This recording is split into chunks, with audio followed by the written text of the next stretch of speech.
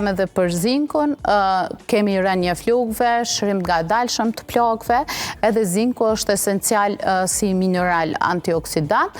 Pastaj është jodi, që kryesisht ka rëndësi të funksioni i gjandrës tiroide.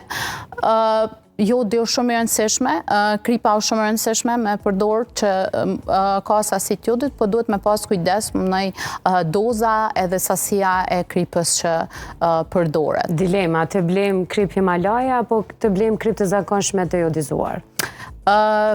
Kripa Himalaja ka plot studime që e përkrahin, thuhet që ka ma shumë minerale, vërtetot, po nuk është që ka naj dallim shumë të madh. Na jemi mësu me kripën e jodizume, bën me përdor kripën e jodizume, po pse jo, edhe për shembull kripën e Himalajave preferoj këto pijet elektrolite, që tash më ranë mend që javën tjetër besoj që jam dojmë një recetë se kom pas edhe ankesa me vjellje ose helmin për ju.